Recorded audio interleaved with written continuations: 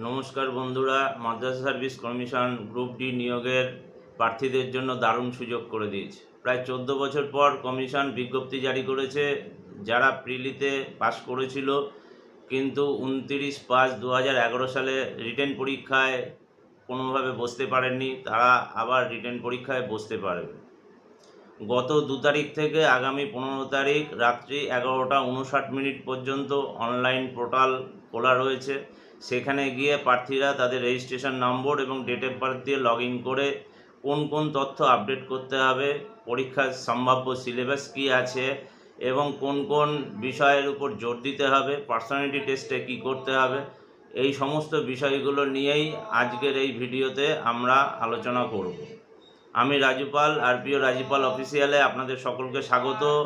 যারা কিনা এই চ্যানেলটি সাবস্ক্রাইব করেননি তারা অবশ্যই চ্যানেলটি সাবস্ক্রাইব করুন এবং পাশে থাকা বেল আইকনটি প্রেস করুন, যাতে কিনা সবার আগে এই ধরনের গুরুত্বপূর্ণ ভিডিও আপনাদের কাছে এসে পৌঁছায়।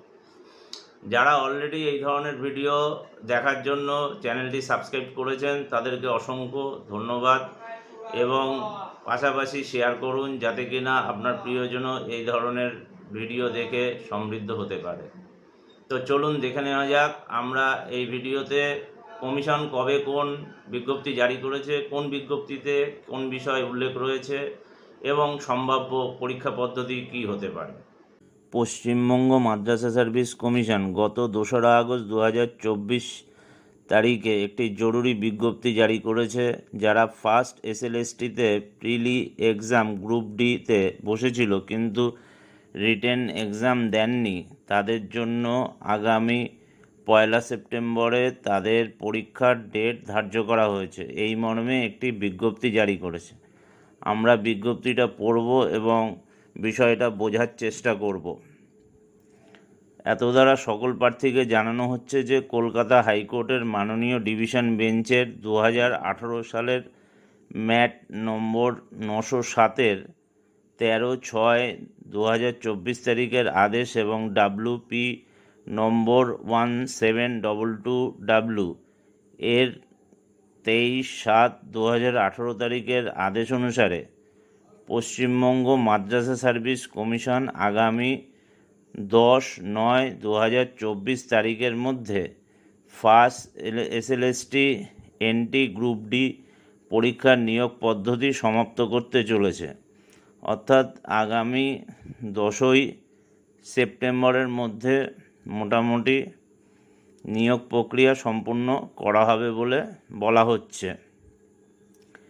এই মর্মে সকল প্রার্থী যাদের নাম এবং রেজিস্ট্রেশন নম্বর জেলাভিত্তিক বর্ণানুক্রমিকভাবে পশ্চিমবঙ্গ মাদ্রাসা সার্ভিস কমিশনের ওয়েবসাইট www.wbmsc.com-এ বিজ্ঞপ্তি অনুসারে দেওয়া রয়েছে, তারা যেন অবশ্যই 2/8/2024 তারিখ থেকে 15/8/2024 তারিখ বৃহস্পতিবার রাত্রি 11:59 মধ্যে মাদ্রাসা সার্ভিস কমিশনের ওয়েবসাইটে online updation portal of first SLST N T group D এর নিজের রেজিস্ট্রেশন নম্বর ও ইংরেজি জন্ম তারিখ দিয়ে লগ ইন করে নিম্নলিখিত ব্যক্তিগত বিবরণীগুলো আপলোড করেন।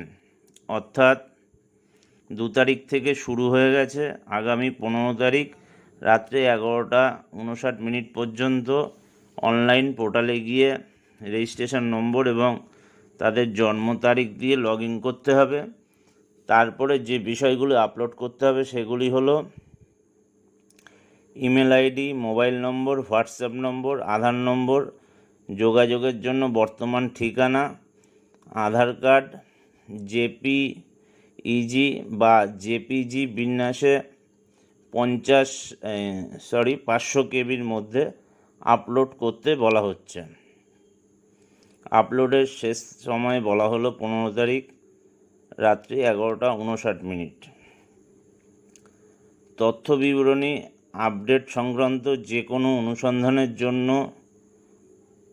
9123083314 অথবা 0038262220 নম্বরে সকাল 10টা থেকে বিকাল 5টার মধ্যে যোগাযোগ করা যাবে ছুটির দিন বাদ দিয়ে। এছাড়া group.d@wbmsc.com ইমেল করাও যাবে 24 ঘন্টা, অথবা 9874355112 এই নম্বরে হোয়াটসঅ্যাপ অথবা SMS করা যাবে 24 ঘন্টা। First SLST NT group D সংক্রান্ত তথ্য এবং আপডেটের জন্য সমস্ত প্রার্থীদের নিয়মিতভাবে মাদ্রাসা সার্ভিস কমিশনের ওয়েবসাইট অর্থাৎ www.wbmsc.com অনুসরণ করার জন্য অনুরোধ করা হচ্ছে। অর্থাৎ এই সংক্রান্ত যদি আরও কোনো তথ্য দেওয়া হয় তাহলে এই ওয়েবসাইট থেকেই জানা যাবে এবং তার জন্য এতে চোখ রাখার জন্য বলা হচ্ছে। যে কোনো প্রার্থীকে এ বিষয়ে আলাদাভাবে কিছু জানানো হবে না। 2 তারিখে এই জরুরি বিজ্ঞপ্তি প্রকাশিত হওয়ার পরে তার ঠিক 3 দিন পরে আবার কমিশন লিখিত পরীক্ষার জন্য যে বিজ্ঞপ্তি জারি করেছে সেইটা হলো এই বিজ্ঞপ্তিটি। এই বিজ্ঞপ্তিতে কি বলেছে, পশ্চিমবঙ্গ মাদ্রাসা সার্ভিস কমিশন দ্বারা আয়োজিত ফার্স্ট SLST গ্রুপ ডির 28/11/2010 তারিখে অনুষ্ঠিত প্রিলিমিনারি স্ক্রিনিং টেস্টে যে 73,978 জন প্রার্থী যোগ্যতা অর্জন করা সত্ত্বেও 29/5/2011 তারিখের লিখিত পরীক্ষা দিতে পারেননি, তাদের নাম ও রেজিস্ট্রেশন নম্বর পশ্চিমবঙ্গ মাদ্রাসা সার্ভিস কমিশনের ওয়েবসাইটে গিয়ে সেই লিস্টে দেওয়া রয়েছে, এটা দেখে নিতে বলছে। অর্থাৎ যারা কিনা সেই সময় প্রিলি দিয়েছিল কিন্তু লিখিত পরীক্ষায় বসতে পারেনি, তারা আবার লিখিত পরীক্ষা দিতে পারবে। এই 73,978 জন প্রার্থীকে আগামী 1/9/2024 তারিখে পশ্চিমবঙ্গ মাদ্রাসা সার্ভিস কমিশন দ্বারা পরিচালিত লিখিত পরীক্ষা দিতে হবে।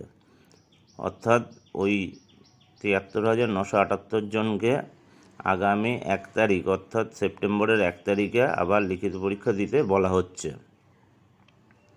এই সকল প্রার্থীরা ওয়েবসাইটে গিয়ে online updation portal first SLST group D এর রেজিস্ট্রেশন নম্বর ও ইংরেজি জন্ম তারিখ, যেটা কিনা 2 তারিখে বলা হয়েছিল, সেই একই বিষয় এখানেও আবার বলা হচ্ছে আপডেট করার জন্য তাদের email ID, mobile number, WhatsApp number, Aadhaar number, ঠিকানা এবং আধার কার্ডের JPEG ও JPG বিন্যাসে 500 KBর মধ্যে আপলোড করতে বলছে। এবং আগে যে ডেট দেওয়া হয়েছিল সেই একই ডেট অপরিবর্তিত রয়েছে। একই অনুসন্ধানের জন্য ফোন নম্বর, ইমেল ID, হোয়াটসঅ্যাপ নম্বর অপরিবর্তিত রয়েছে।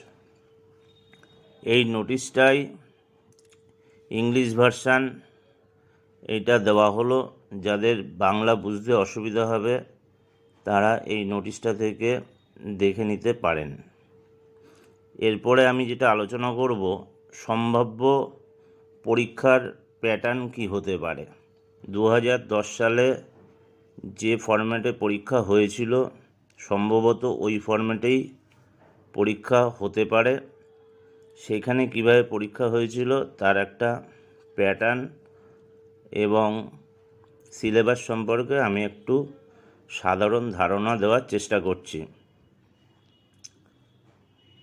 প্রিলি এক্সামে ছিল 30 মার্কস, রিটেন এক্সামে ছিল 15 মার্কস এবং পার্সোনালিটি টেস্টে ছিল 5 মার্কস, যেটা আগামীতে হবে রিটেন এক্সাম পাস করার পরে। প্রিলিটা হয়ে গেছে, এটা নিয়ে আর আলোচনা করছি না। রিটেন এক্সাম দুটো ক্যাটেগরি থেকে হবে, A ইংলিশ এবং B ম্যাথ। ইংলিশে 15টা কোশ্চেন থাকবে, সবই মাল্টিপল চয়েস, হাফ মার্কস করে 7.5, এবং ম্যাথেও 15টা কোশ্চেন থাকবে, হাফ মার্কস করে 7.5, টোটাল 7.5 15 মার্কস রিটেন এক্সাম। ইংলিশের থেকে synonym, antonym, article, preposition, parts of speech facial verb etcetera দেখতে হবে। খুব বেশি কঠিন জিনিস দেখার দরকার নেই। কোশ্চেন পেপার কিন্তু সাধারণের দিকে তাকিয়েই করা হবে। ম্যাথের ক্ষেত্রেও সরল, লসাগু গসাগু, ভগ্নাংশ, লাভ ক্ষতি, দশমিক, সময় ও দূরত্ব ইত্যাদি, অর্থাৎ ক্লাস 8 থেকে 10 স্ট্যান্ডার্ডের মধ্যে অঙ্কগুলো ফলো করলেই হবে। যারা রিটেনে পাস করবেন তাদের পার্সোনালিটি টেস্ট দিতে হবে 5 মার্কসের।